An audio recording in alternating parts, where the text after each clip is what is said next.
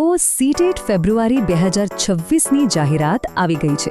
જો કોઈ શિક્ષક બનવાનું વિચારી રહ્યું હોય તો આગામી થોડી મિનિટો બહુ જ અગત્યની છે. ચાલો આ જાહેરાતની બધી જ વિગતોને એકદમ સરળ ભાષામાં સમજીએ. જો જવાબ હા હોય તો પછી આ માહિતી ખાસ છે, કારણ કે સરકારી શાળામાં શિક્ષક બનવાનું જે સપનું છે ને, એની પહેલી અને સૌથી અગત્યની સીડી એટલે CTET પરીક્ષા. અને આખરી એ ઘડી આવી ગઈ જેની બધા આતુરતાથી રાહ જોતા હતા. એ CTET ફેબ્રુઆરી 2026ની ઓફિશિયલ જાહેરાત CBSEએ બહાર પાડી દીધી છે. તો બસ હવે તૈયારીમાં લાગી જવાનું છે. તો સૌથી પહેલાં તો એ સવાલ થાય કે આ સીટેટ છે શું અને સરકારી શિક્ષક બનવા માટે એ આટલી બધી જરૂરી કેમ છે? ચાલો એને બરાબર સમજીએ. જુઓ, CTET એટલે સેન્ટ્રલ ટીચર એલિજિબિલિટી ટેસ્ટ. આ એક નેશનલ લેવલની પરીક્ષા છે અને આને હળવાશથી બિલકુલ ના લેવાય, કેમ કે જો KVS અને NVS જેવી કેન્દ્ર સરકારની શાળાઓમાં ભણાવવું હોય તો આ પરીક્ષા પાસ કરવી ફરજિયાત છે. એના વગર આગળનો રસ્તો જ નથી.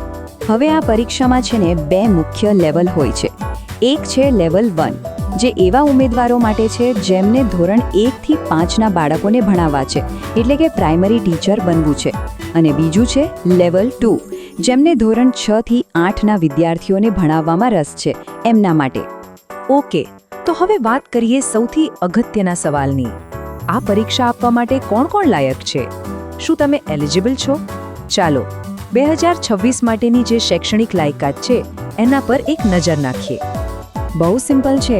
જો લેવલ 1 માટે અરજી કરવી હોય તો 12મું ધોરણ પાસ હોવું જોઈએ અને સાથે શિક્ષણમાં ડિપ્લોમા જેમ કે DELED કે એને સમકક્ષ કોઈ કોર્સ કરેલો હોવો જોઈએ. અને જો લેવલ 2 આપવી હોય તો ગ્રેજ્યુએશનની ડિગ્રી તો ખરી જ, પણ સાથે BEd જેવી શિક્ષણની ડિગ્રી પણ હોવી ફરજિયાત છે. અને અહીં એક બહુ જ સારા સમાચાર છે. જો શૈક્ષણિક લાયકાત પૂરી થતી હોય તો પછી ઉંમરની કોઈ જ ચિંતા કરવાની જરૂર નથી. જી હા, CTET માટે કોઈ એજ લિમિટ નથી. આ ઘણા બધા ઉમેદવારો માટે ખરેખર એક મોટી રાહતની વાત છે. ચાલો, લાયકાતની વાત તો ક્લિયર થઈ ગઈ. હવે એ જોઈએ કે આના માટે એપ્લાય કઈ રીતે કરવાનું છે અને ફીનું શું માળખું છે. ફીનું સ્ટ્રક્ચર એકદમ સીધું અને સરળ છે. જનરલ અને OBC કેટેગરીના ઉમેદવારો માટે જો એક જ પેપર આપવું હોય તો 1000 રૂપિયા ફી છે. પણ મારી સલાહ તો એ જ રહેશે કે બંને પેપર આપો, કારણ કે એની ફી ફક્ત 1200 રૂપિયા છે, મતલબ કે ખાલી 200 રૂપિયા વધારે. અને હા, SC, ST અને દિવ્યાંગ ઉમેદવારો માટે તો ફી ઘણી ઓછી રાખવામાં આવી છે, જે એક સારી વાત છે. અરજી કરવાની આખી પ્રોસેસ ઓનલાઈન છે. બહુ સરળ છે. જુઓ, સૌથી પહેલા ઓફિશિયલ વેબસાઇટ ctet.nic.in પર જવાનું. ત્યાં રજિસ્ટ્રેશન પૂરું કરો, પછી લોગિન કરીને આખું ફોર્મ ભરી દો. પછી ફોટો અને સહી અપલોડ કરવાના, ઓનલાઈન ફી ભરી દેવાની અને બસ છેલ્લે કન્ફર્મેશન પેજ આવે અને સેવ કરીને પ્રિન્ટ કાઢી લેવાની. આ છેલ્લું સ્ટેપ ભૂલતા નહીં. ઓકે, ફોર્મ કઈ રીતે ભરવું એ તો સમજાઈ ગયું, પણ હવે જે વાત કરવાની છે એ સૌથી ઇમ્પોર્ટન્ટ છે. તારીખો. આ તારીખો ભૂલાવી ના જોઈએ, એટલે તરત જ ક્યાંક નોંધી લો અથવા કેલેન્ડરમાં માર્ક કરી લો. બધી તારીખોમાં એક તારીખ તો મગજમાં ફિટ કરી જ લેજો. 18 ડિસેમ્બર 2025 આ એપ્લિકેશન કરવાની છેલ્લી તારીખ છે. અને હા, એક વાત ખાસ કહી દઉં, છેલ્લી ઘડીની રાહ જોવાની ભૂલ બિલકુલ ના કરતા. છેલ્લે વેબસાઇટ પર એટલો બધો ટ્રાફિક હોય છે કે ફોર્મ ભરવામાં તકલીફ પડી શકે છે. તો આખી ટાઈમલાઈન કંઈક આ રીતે છે. ધ્યાનથી સાંભળજો. 27 નવેમ્બર 2025થી અરજીઓ શરૂ થશે. 18 ડિસેમ્બર 2025 ફોર્મ ભરવાનો છેલ્લો દિવસ છે. અને પછી સીધી મેઇન એક્ઝામ, જે છે 8 ફેબ્રુઆરી 2026ના રોજ.